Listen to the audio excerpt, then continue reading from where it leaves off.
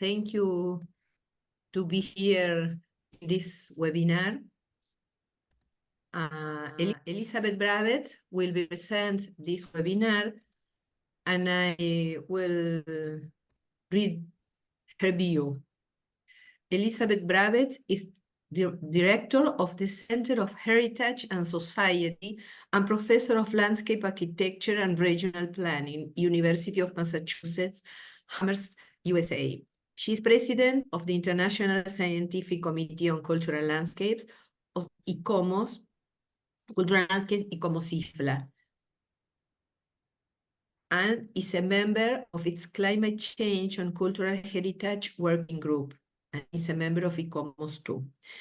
In her leadership role of the ICCL, she provides guidance and expert advice to ICOMOS and the World Heritage Committee on issues of site identification, designation, and management, and on worldwide heritage alerts that respond to heritage in peril. She is currently a member of a 5-person committee drafting guidelines for disaster planning and response to fire events at World Heritage sites and sites of national heritage worldwide.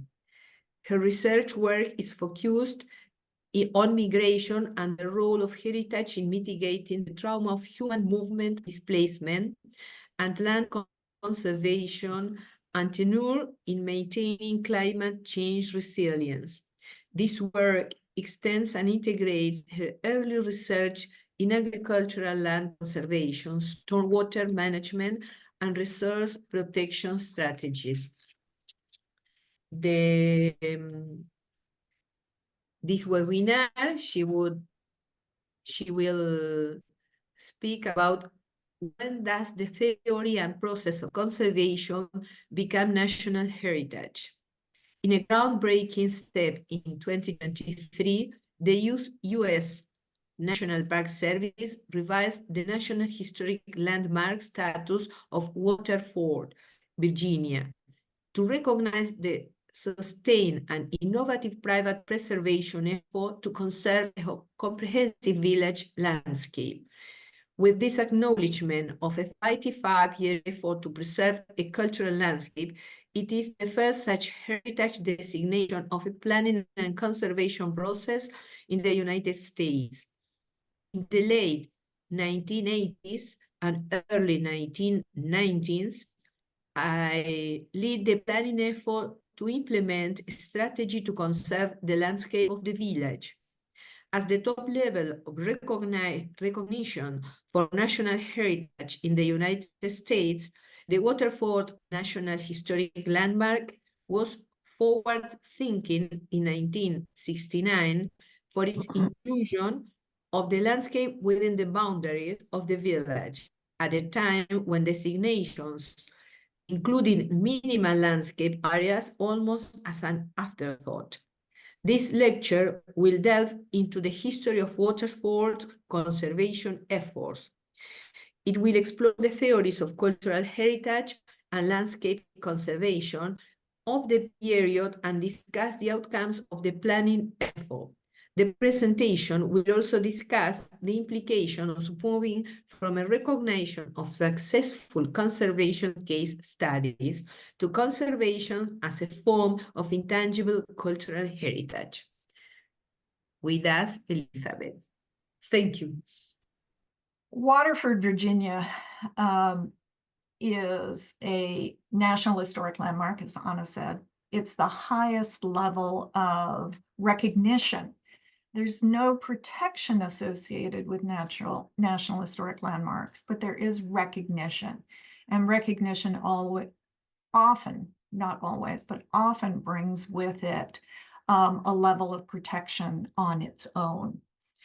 And so just to give you a sense of where we are, Waterford, Virginia is just a little bit west of Washington, D.C. in the United States. And to zoom in a little bit on that, you can see the Washington metropolitan area just in the yellow. And just a little bit west of that is Waterford, Virginia, in Loudoun County, Virginia. Loudoun County has always been a fairly wealthy county. A lot of people that work in Washington and have houses in Washington also have farms out in, usually horse farms, out in Loudoun County. So it's a fairly wealthy area. It's also close enough to capture new thoughts and ideas from the nation's capital. So this presentation is not so much about the history of Waterford or its overall development, but it's about recognizing conservation as national heritage. And so just as a quick overview, how was that done? A group of people at the University of Delaware got together with National Park Service staff and said, we really should recognize this effort as a groundbreaking effort to preserve, protect, conserve a national resource. And so in 2020, during the pandemic, they started doing oral history interviews, and they interviewed me as one of the people that had been responsible for this overall effort. In 2022, they revised the National Landmark, and in 2023, it was accepted as a revised nomination that included this overall process from 1943 to 2020. And so the scope of it, the time period, is actually the 1930s is when it started, but 1943, which was when the Waterford Foundation was begun, to the present. And the efforts that included the creation of the foundation, that was the safeguarding organization for the village in 1943. Then through purchase of structures through the 1980s, most of those purchases were very early on. And then gifts of easements on those structures. And I'm emphasizing structures because there really was a focus on the buildings. And there were a lot of gifts of easements on the structures to maintain them as historic in the village through the 1980s. But then there was an effort to protect the landscape that was recognized in the National Landmark designation in the 1970s. And that effort began in 1988 and is continuing to the present. So the landmark theme that they used is transforming the environment, conservation and historic preservation. That's what they have placed this piece of the revision of the National Historic Landmark. And I'm going to focus in this presentation on the landscape. Now, the overall recognition of conservation includes the buildings and structures. I'm not going to focus on that. I'm going to focus on the effort that was, about the landscape. And this is when we were doing the work in the 1980s, walking around the site and using the technology of the time, which was not a digital camera, a slide film camera, and walking around with paper maps and working on those. And I'll talk a little bit more about that as we go on. But why the village of Waterford? Why this place and not others in the country? So the periods of significance are 1733 to 1936 for the community, for the village, the structures, and its surrounding landscape. And then 1931 to 1992, 1931 was when the first building in the village was restored. And to 1992, which was when the conservation work of the landscape, the planning work of the landscape was concluded. That wasn't when it was implemented, but the planning work for the landmark was concluded in 1992. So just some statistics about the landmark. The land area is 1,420 acres, about 575 hectares. So a relatively large land area around a relatively small village. It was a Quaker village settled in 1733. And the reason that it became a national landmark was advocacy on part of the people that lived there, but also it was in the Washington sphere and it had not been really touched by modern development by the time it was recognized on the National Register, which is the lower level of status, and then very quickly added to the national landmark. But there's a whole range of structures that still exist in the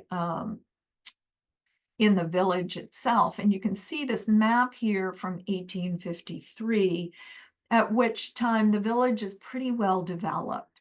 It has school, it has a more than one mill. And what's important here in terms of the landscape is you can see the large blocks of land that surround the village itself. To the north, there is the Huff property, J and W.H. Huff. Those two worked as an entire group. And then the Phillips land to the west, the Fox land to the southwest, Walker land to the southeast, Huff again to the east. And there's another smaller, less important parcel that was the Williams parcel to the northeast. And those parcels were really what we were given in the late 80s, early 90s to work on conservation of the landscape. They had remained intact from this period in 1853. So the boundary lines had stayed remarkably intact. This is the earliest sketch of the village from the 1800s. And you can see the mill building on the left, one of the major streets through the village, and one of the major houses on the right up on the hill. And this is a prominent house that's still existing today.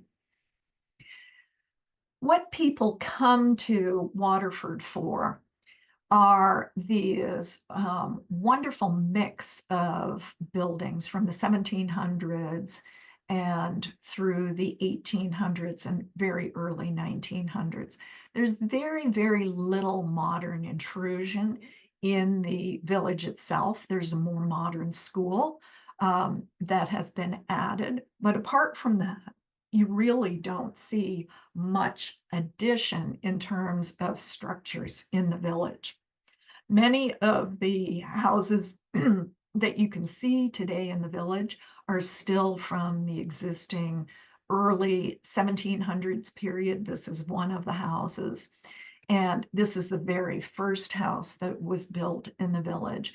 And so you can still get a sense of this Quaker community that revolved around agriculture and the mill structures that were created in the village itself. But also, as an important part of the central part of the village is also the open space. So you get this one piece of open space that's in the central part of the village that we can see here, surrounded by a stone wall and trees. And this kind of open space is very important in the village to protect from additional structures, and also gives a sense that this village is a little bit lost in time. The very earliest photographs that we have are from the Historic American Building Survey, and that was started in the 1930s. Now, sadly, none of these images are dated. But we can see, when we look at the landscape, we can see the hedgerows, we can see the structures of the village, we can see the trees within the village, especially in this image where there are no leaves on the trees, so that it's in the wintertime. I'd like to point out, though, that this is one piece of the historic landscape that I always found very interesting when we were doing the initial inventory on the site. And you can see this hedgerow here is pollarded. The pollarded pieces are Osage orange, which in the 1930s was important for redevelopment of hedgerows in the landscape, and was promoted by the U.S. Agricultural Service as ways to restore hedgerows. And those Osage orange trees are still there. Some of the originals of the Osage orange trees are still there. So we can date these pictures at least by the cars. And so we can see they are pre-Second World War. Here, this is a view up one of the major streets in the village, and you can see the structures on either side that are so important to this village character. And another view of that from the same period. So this is after 1933, probably before the Second World War, just from dating them just from the cars. And again, these views of the landscape, and here we see a bit of the agricultural use of the landscape in the foreground, which is an orchard. Orchards were very common at the time. They've almost entirely died out now. So earliest aerial photographs, when we look at this in 1937, we can see this central core of the village. The purple line is the line of that 1,420 acres of the National Historic Landmark boundary. And there are a few outlying farmsteads, and I'll talk about that in a second. But let's focus in on the agricultural use of the land. And here we can look at three of the major agricultural uses. When we can see here, if you can follow my cursor, some of these larger open field areas, these are cropland. And when we look at these are very likely winter wheat that has been harvested. And they are placed into what's called shooks. So bundles of wheat that is put into groups. And then we can see over here on the left-hand side of the image, we can see one of the major orchards. And if you go a little bit to the right in the image, just above the purple line, you can see a much smaller orchard. So we've got we've got agricultural, heavy, intensive agricultural production for this village.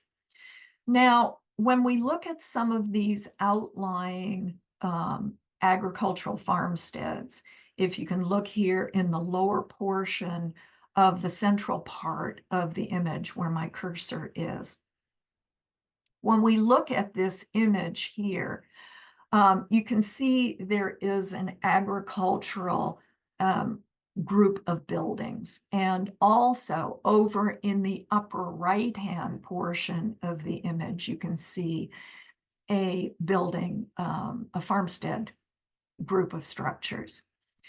Now, this is very particular to the American landscape. You have villages with houses and structures that are part of the village environment, and you have outlying farmsteads spread throughout the landscape.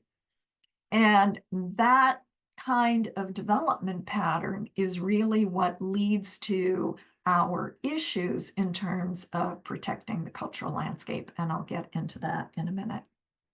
So this is 1937, and we can go to 1957, and not much has changed here. So we still have Waterford, the village in the central part of this image. We have the outlying farmsteads that we looked at here and over to the left in the image, and a few more dotted throughout the landscape. But most of the landscape is used for agricultural production in terms of crop fields and also pasture fields.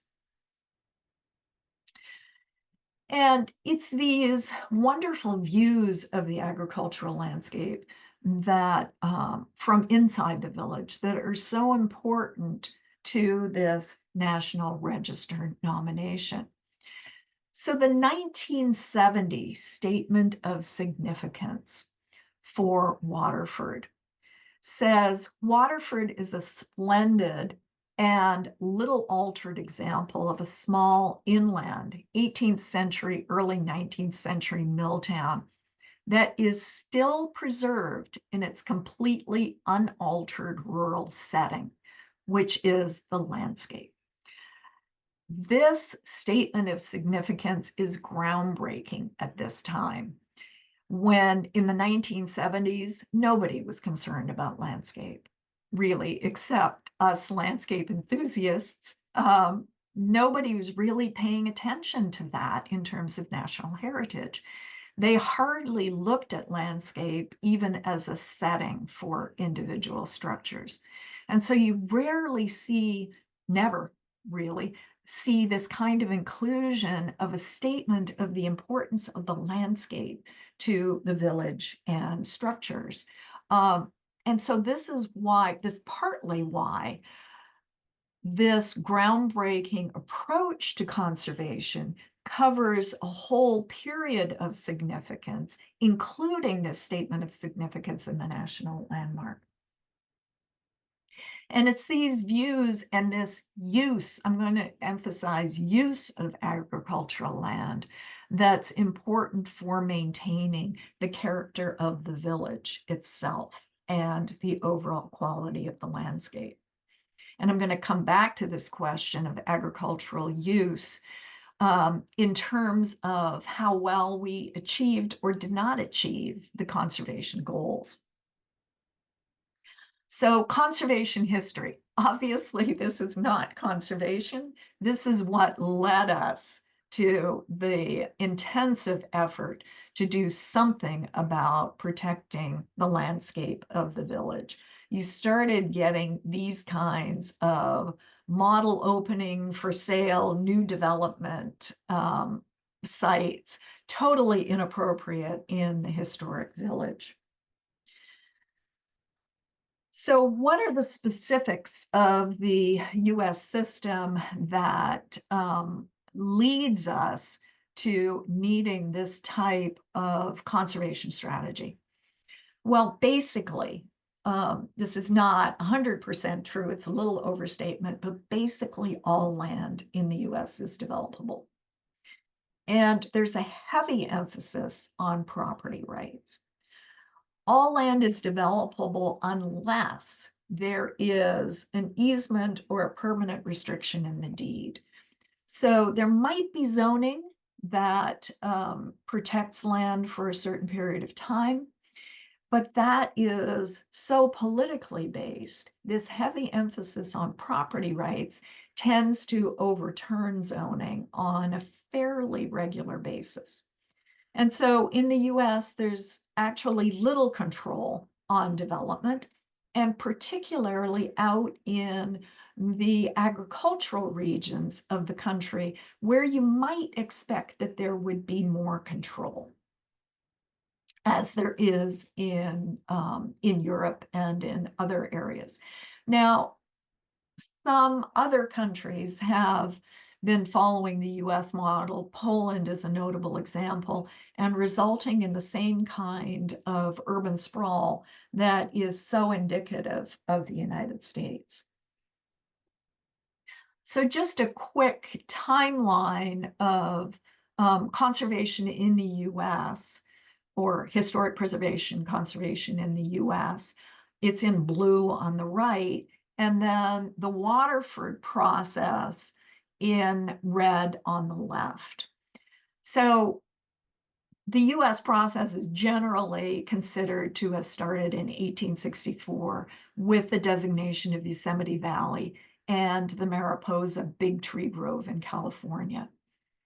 1872, Yellowstone becomes a public park, and in 1906, the American Antiquities Act is enacted, and that's really a very first step in historic preservation that led to the founding of the National Park Service in 1916. By 1933, there is the development of a National Park Service program that's called the Historic American Buildings Survey, that really focused on the documentation through images and through drawings of the important structures in the United States. And in 1935, there is the Historic Sites Act. That leads to the restoration of the first house in Waterford, and then the establishment of the Waterford Foundation in 1943. Very, very early for this kind of conservation effort. Now, I have to stress at this point in 1943, they are focused on buildings. They really aren't thinking about dangers, stressors on the landscape itself. 1960, we get a National Historic Landmark program. So 1965, there is established a Virginia Landmarks Register. And 1966, so the early 60s are an important part of the conservation efforts. There's a National Historic Preservation Act, which develops the National Register listing and the National Landmark listing. Very quickly, Waterford is placed on all of those. 1969, it becomes a Virginia landmark. Also in 1969, a month later, it is listed on the National Register of Historic Places, and in 1970 becomes a National Historic Landmark. And then in 2023, the National Historic Landmark nomination is revised and includes this overall conservation effort. So the early efforts, 1931, the first house was restored. 1943, as I've already said, Waterford Foundation was established, and they set up an annual fair to recognize Waterford and bring people in, and also began to purchase property, but also obtain easements on the structures in the village so that they couldn't be changed or demolished. By 1970, it becomes a national landmark. There's no legal protections, as I've said before. And by the 1980s, there's development pressures.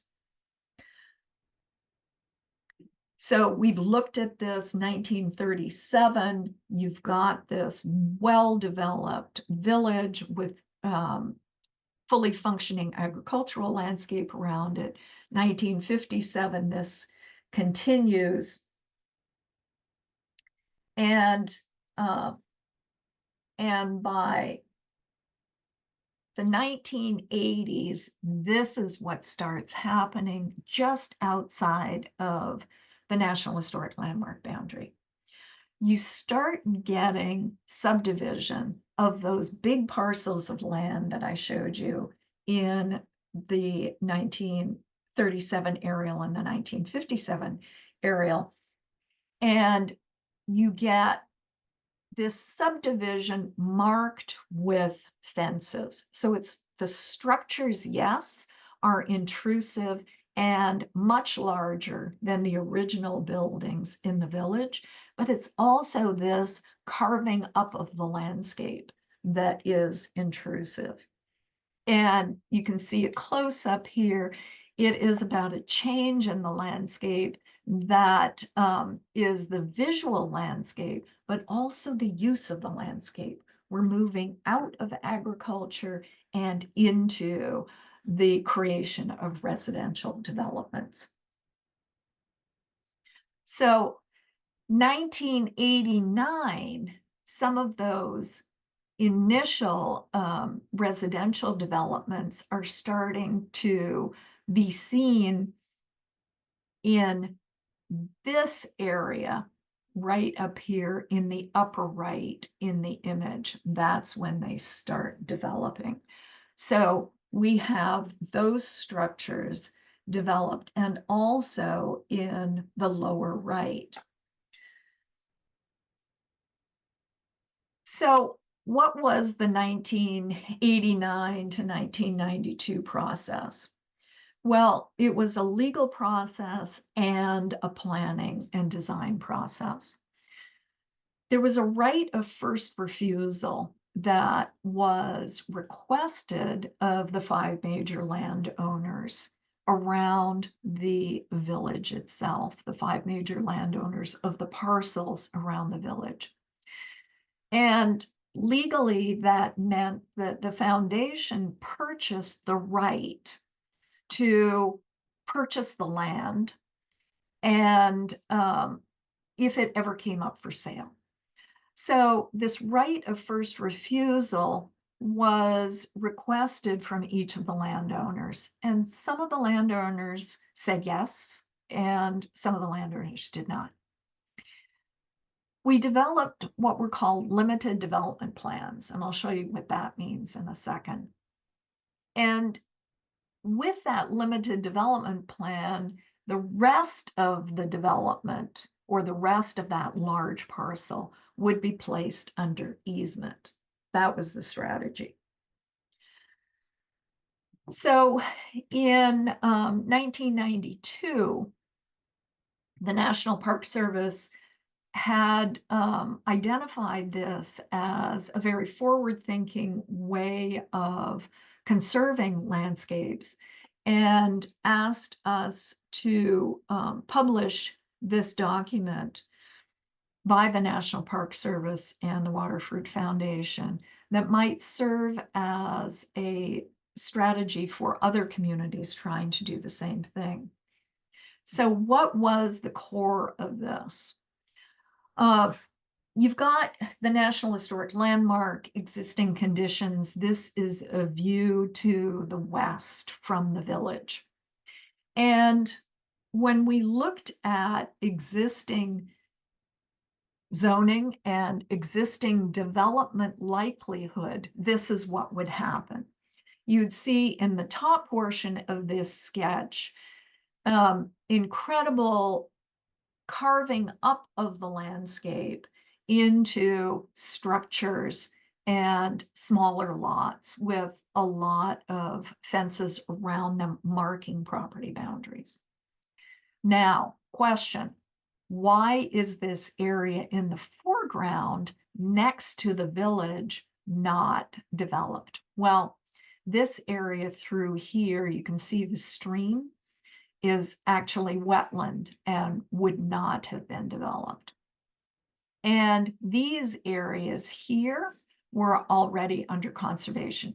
So the near boundaries were protected either by conservation or by the lack of development potential. But the viewshed itself was not protected. And so if we looked at what was called a limited development strategy, we could place structures in the landscape, in this case here, that would not be intrusive into the overall landmark boundary. And why was this the case? Well, the landmark boundary was drawn up by eye at a time when they were looking at what might be visible. We actually walk the entire landscape to understand the heritage remnants and the natural and cultural remnants that were on that landscape and map the viewshed. Now, this was pre-GIS. We couldn't just put it into a 3D model and whip out the viewshed. We actually had to do it by eye and on foot. And so we used that process to identify locations outside the viewshed that might accept some limited development. Now, why was that important? Well, when you look at this development, this area here is all owned by one farmer. And given the development pressure coming out of Washington, D.C., this was worth millions at that time, far beyond the Waterford Foundation's ability to be able to raise that kind of money. Even with state and federal support, it just was not possible. You could get money for natural areas that were important to maintain and protect, but you couldn't get that kind of money just for cultural viewsheds. And so by doing some limited development, the foundation could recoup the costs of purchasing that agricultural land and hopefully do it in a way that was sensitive. So the question is, how well did it work? So when we look in 2002, you can already see the encroaching development on the edge of the national landmark. And here starting to intrude into the lower portion of the landmark.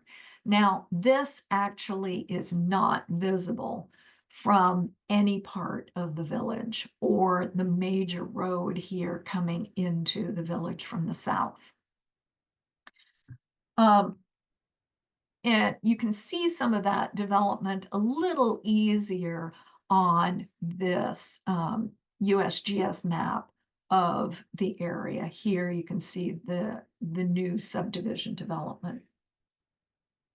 So that was 2002. 2010, you're starting to get intrusions into the landscape a little bit more, into the landscape boundary a little bit more. And again in 2020. So what does that mean overall? It means that there was some erosion, particularly in this area of the National Historic Landmark. This property owner would not do an easement or right of first refusal. But the majority of the land area around the village has been protected. There's a little erosion on the edges. Most of the impact occurs outside of the National Landmark boundary.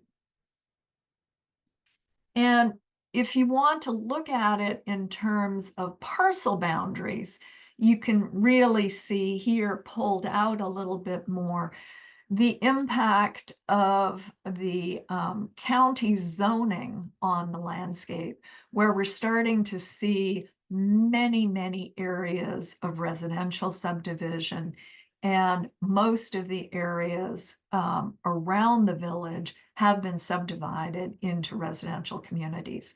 This swath of green on the right is very, very steep hill, and so that is undevelopable. So what does it mean in terms of conservation easements that were placed on the land as part of the development strategy?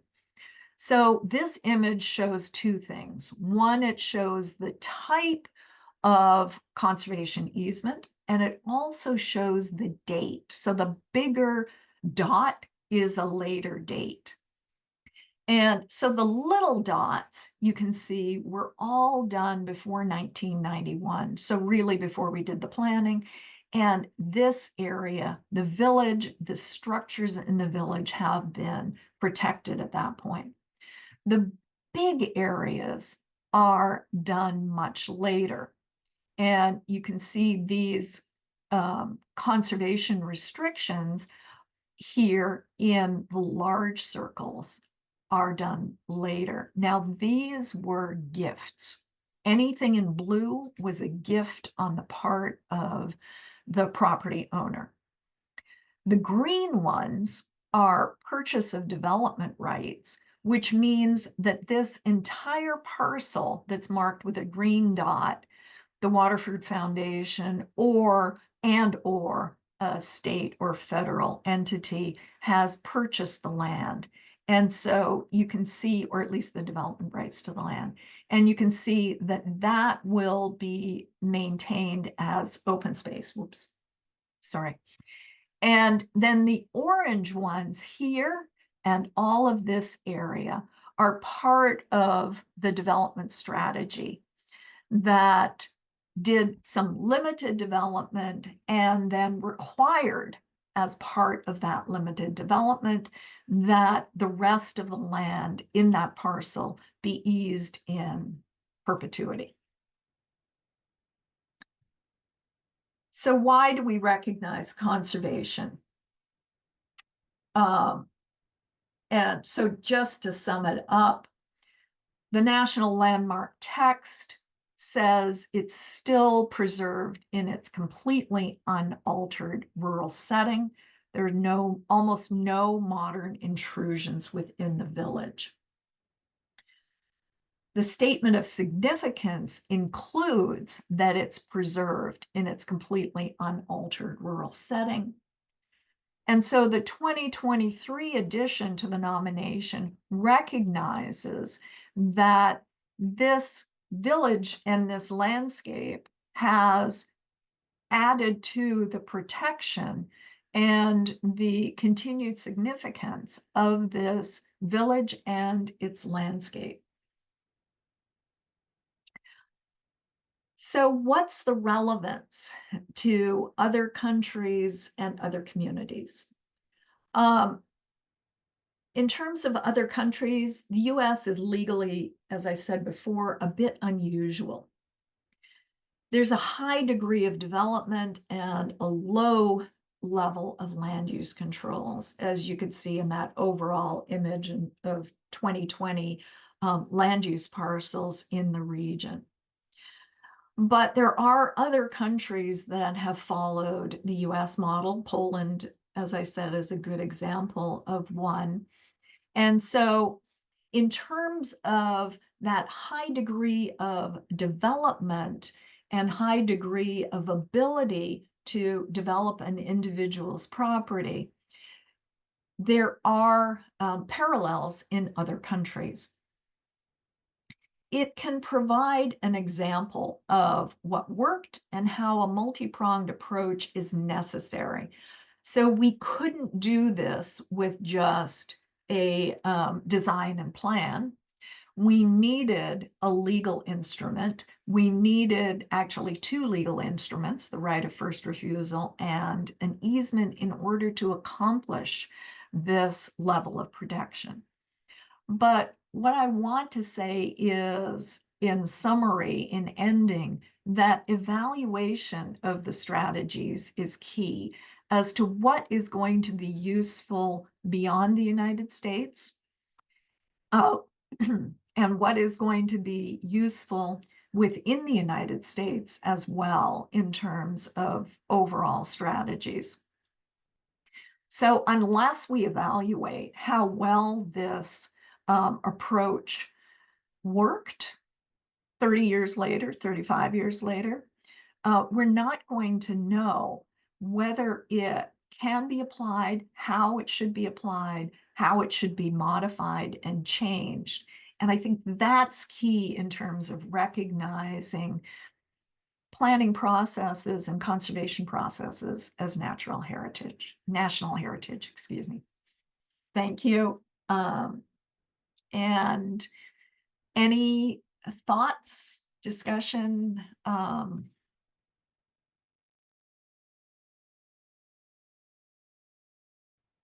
Thank you very much, Elizabeth.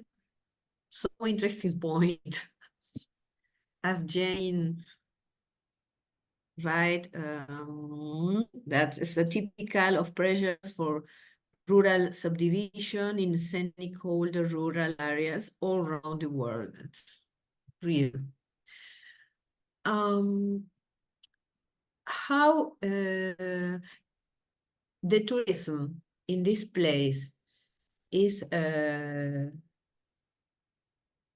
the people visit all these place. They come on the other people, not inside. And how many people go there? That's a really good question. A lot of people go to Waterford for the fair, and it's in the fall in October every year. I don't know what the visitor statistics are, but they had very large crowds in the 1990s when I was working there. And that was the major period of visiting. But there are a lot of people that go to Waterford on a Saturday or on a weekend just as a day trip, who want to see a historic village. And there's a couple of the buildings that are open for visitors. Most of the village itself, though, is privately owned, and they're private houses. So there are some buildings that are open, but this is not a museum. It is a living and working village. And what I didn't say that I promised you I was going to talk about was the continuation of agriculture. That is, I think, one of the big things that was not accomplished by this strategy. We did not save agriculture. We saved open space, but that's not the same thing as maintaining that land use. And in order to maintain that land use, we would have had to have a much larger area of landscape that we were working with. You can't do it in 1,400 acres. Mm-hmm. Yes.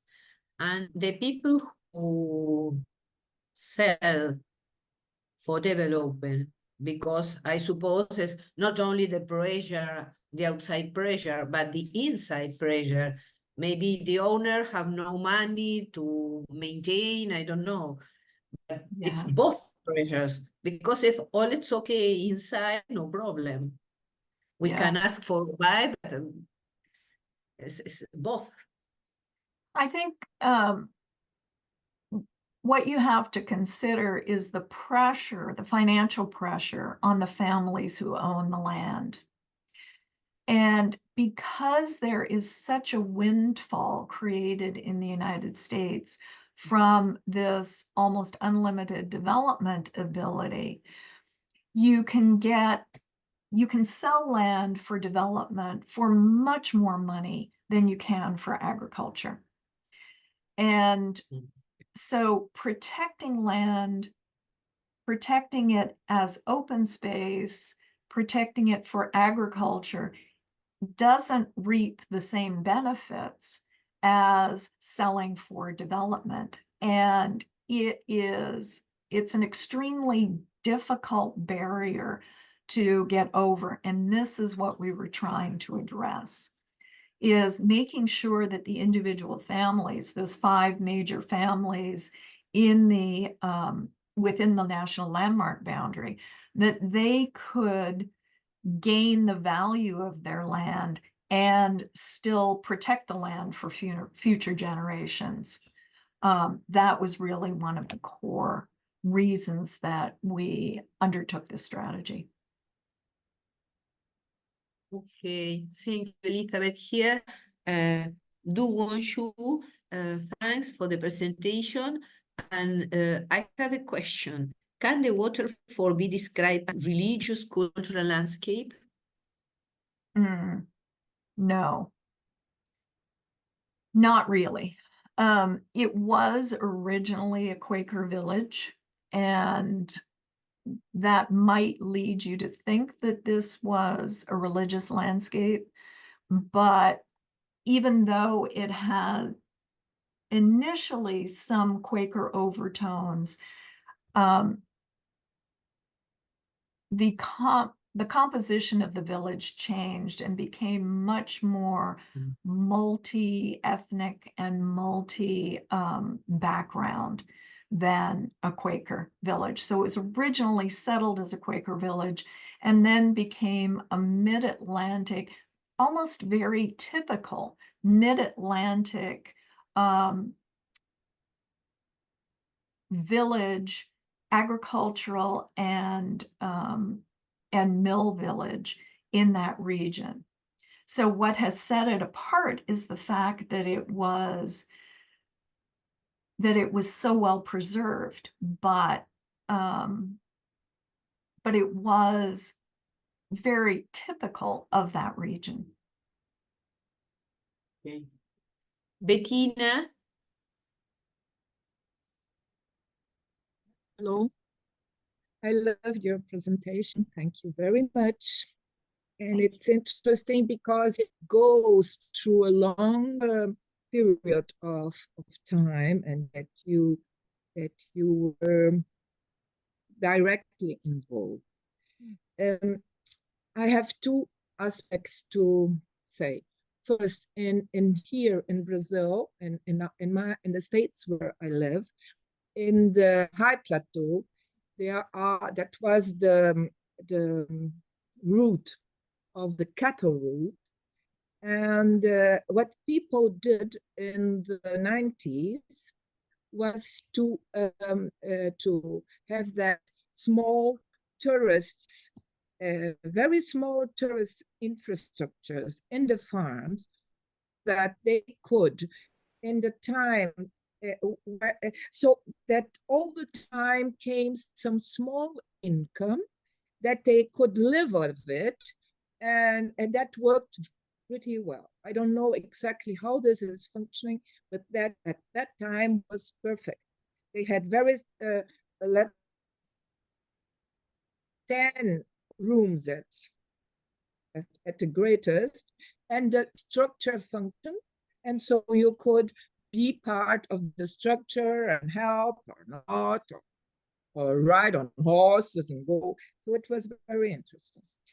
That is one thing of that experience. But what I felt in my day-to-day experience in the town is that the strategy that we put on, and that we said, okay, you may do this, but for that reason, you can't do this. 10 years later, they wanted again to make another bargain. And I think this is so difficult, because the actors of the first, how do you say, compliance there, I don't know how to say that, weren't there anymore. And so it was again another, and so development was going on. I think that is so hard to maintain because it's really a development and conservation. And I think that's very, very difficult. I don't know how to do it. And Yeah, I think the only, I think that's it.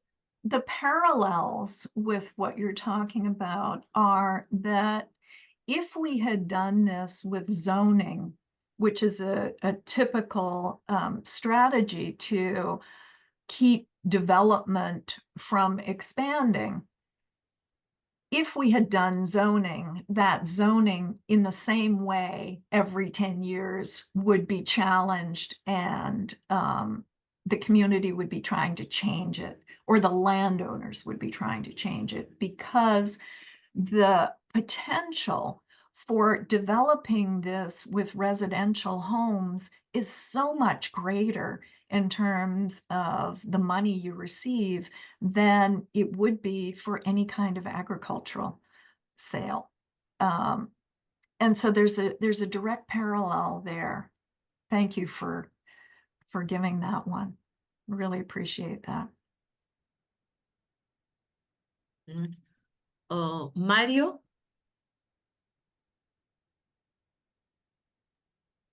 Yeah, hello, Elizabeth. Thank you for your presentation. I have a couple of questions. One is, in the past, that road, the main one, which was all the development, which points it, which cities, or that road, the main road? Oh, the main road goes south to Leesburg, Virginia, and then goes directly east to Washington, D.C. So it was in the 80s about an hour commute out of the western suburbs of Washington, D.C. Of Washington. Yeah. And at the time of this development started, which was the economic proportion, or how can I say, the area that can a family need to develop that they can sustain with that land? How much was 10 acres, 20 acres, 100 acres? I don't know at that time. So for farming, yeah, because that is a key question in how one can maintain the development, if you can sustain or not. Because in the past, this was more extensive agriculture. Yeah. You have that kind of use of the land more on the west, not on the east. So the only alternative that you have in the east, I think this is more organic development. So that needs small parcels, which I think that is, because looking at the Gs that you show, the development is astonishing that you are having. So it's very difficult to control that. Yeah. It's like you, now at the time, you have like an island. Yeah. I think the only way to preserve, if it's economically, which is the size that the family today, because in the past the families were bigger than today, and the family today can maintain and live with that land. Yeah, so there's a couple of things going on economically. And first of all, I'll just repeat that the money that any family can get by selling for development is way that's true. Any kind of agricultural production. That's everywhere, I think. Yeah. So putting that aside, if you were going to save agricultural production, this was at a period of time in the late 80s, early 90s, when conventional agriculture was becoming non-economical. You couldn't do it anymore. Farmers were selling for development because they couldn't make enough money doing farming. And while that is true, it was also on the cusp of old style agriculture, new style agriculture, which is smaller holdings, more organic agriculture. And a family can do very well on a much smaller holding. This was also at the period of time when we were talking about sustainable development, and that as a way of talking about agricultural land conservation, which we've almost entirely forgotten about in the United States in the intervening years, sadly. But the fact that we need to save agricultural land because we need to feed ourselves. And in order to manage that food production, one of the issues that we can look at is the historic landscape and the fact that there were huge orchards in this area. And orchards are a much higher value crop than cattle, which was the main agricultural production in the late 80s, early 90s. Orchards are much higher value, particularly organic orchards. And so I think that with truck farming so close to Washington, D.C., makes it possible to maintain agriculture, but you have to be really proactive at the time when the economic shift is happening. And that's something that's very, very hard to do because politics comes into it, and politics doesn't have that kind of a long-term view. So I think the issues are very complex here, but you're absolutely right that that it just economically it just wasn't feasible. Thank you.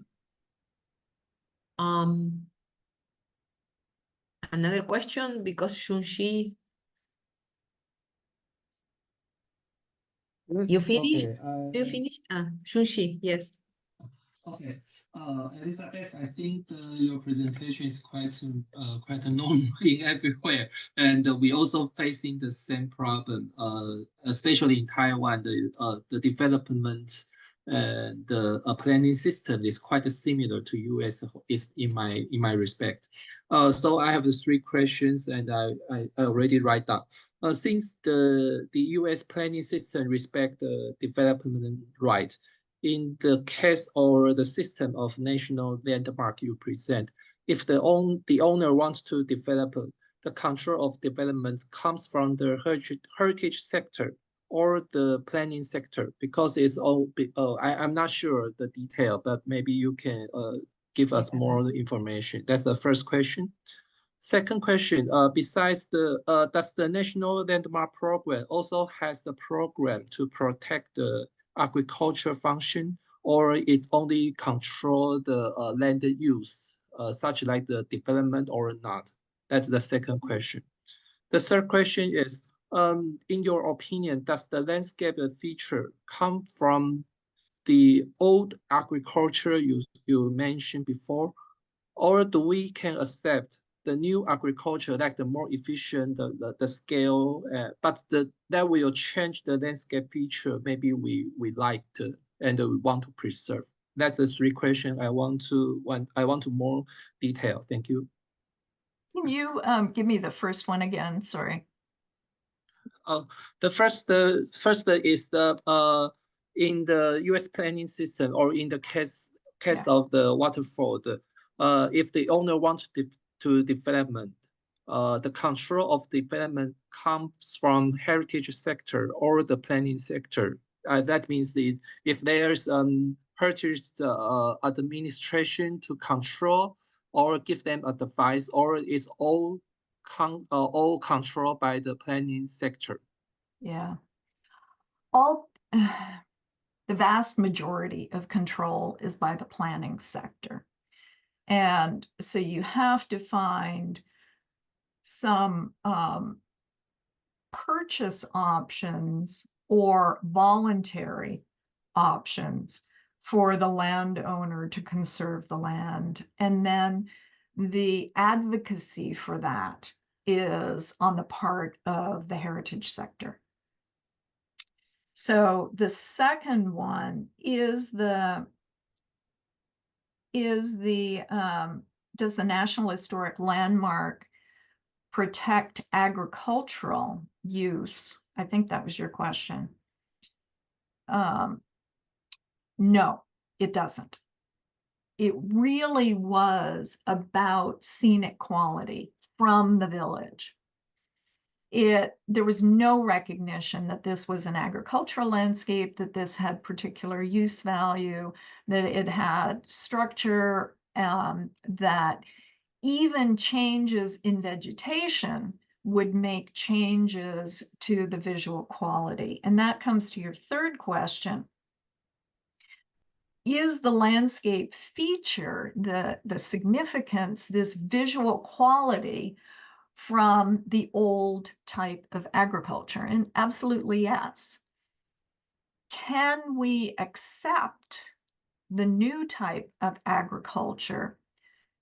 I think yes, if we think about significance not as visual quality of what was at a particular point in time, but as spatial organization and land use. Then we absolutely can take on a new style of agriculture, which would be appropriate in this area. But only if we accept that spatial organization is key and the specific details of visual quality are maybe secondary to that. And I think that's an important aspect for larger landscapes.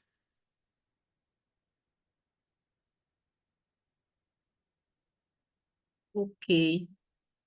Stephanie Johnson to all.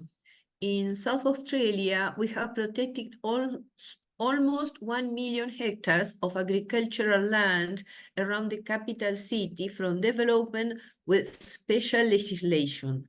However, the extent of that is reviewed every 5 years. Over legislation protects special character areas, and these boundaries can only be changed through changes to the legislation through 2 houses of parliaments. And she write the web place. Yeah.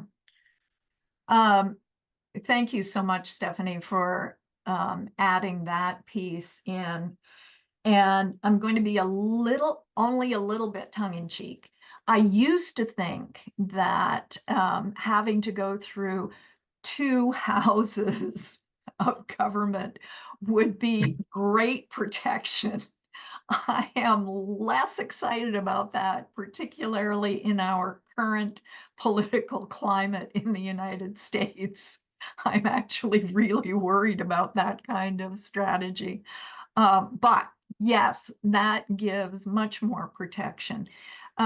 It's not dissimilar to what we see in terms of state legislation for special protection areas and local zoning, which in many cases might have to change, but you're still talking about that 5-year horizon when anything can go wrong in the political process. And what we really wanted to do in this case study was to protect it in perpetuity. And at this point, all of the parcels have been protected in perpetuity. So to an extent that it was a positive outcome. There are some intrusions, and so to an extent it wasn't a perfect outcome. And so I really, in my future research in the outcomes assessment for this project, I'm going to delve more deeply into the actual outcomes of each of these 5 major landowners and what happened to their land and how that changed over time. So I think that that is a great example from Australia, and we should have more of those, and particularly protected through 2 houses, with the caveat that I am a little bit less enthusiastic about the political processes these days.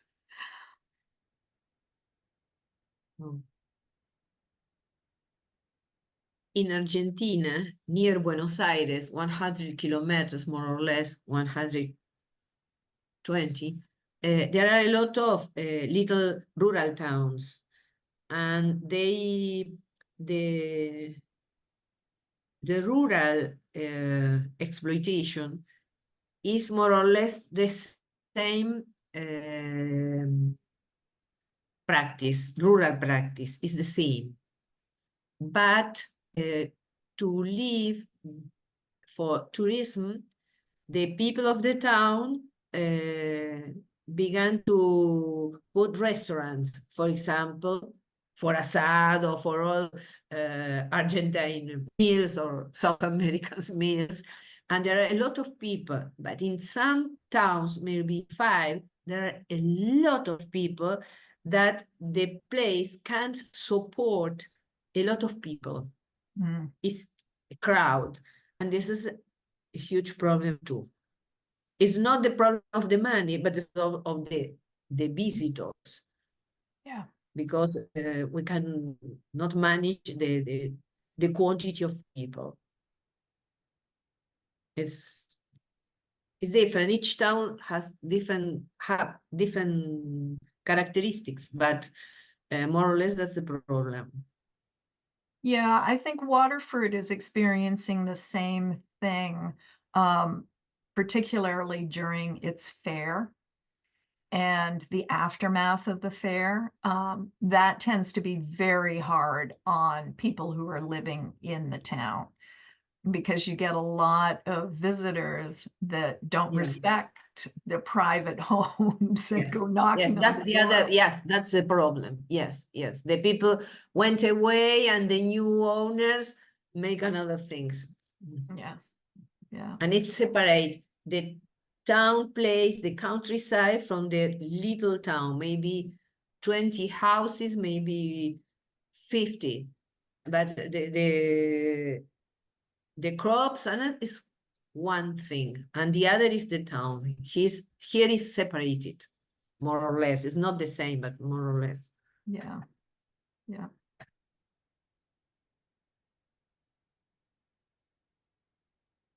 Excuse me, it's just an observation. From the GIS map that you show from the actual development, what I see is that you are preserving more architecture than landscape. Yeah. Because the landscape, because that was a working landscape, and you can't continue in that direction. That's became now like a park around the little old town. What I saw is that you have practically all the history of development of the housing technology there. Now, from the beginning to the now, all the systems you have there. So, in the case of the architecture and the urban planning, that's the main today preservation, because the development that you are having now, practically you can control that. You are going to rest only with a little park around that old town. No, it's You're absolutely right. You're absolutely right. You can that really, so in terms of outcomes, as I said earlier, you need a much larger landscape area. Yes. And we only had 1,400 acres to protect. So you could protect the 1,400 acres, but you're absolutely right. It's just a park around the existing village. Yeah. Yeah. That's the That's sad that part.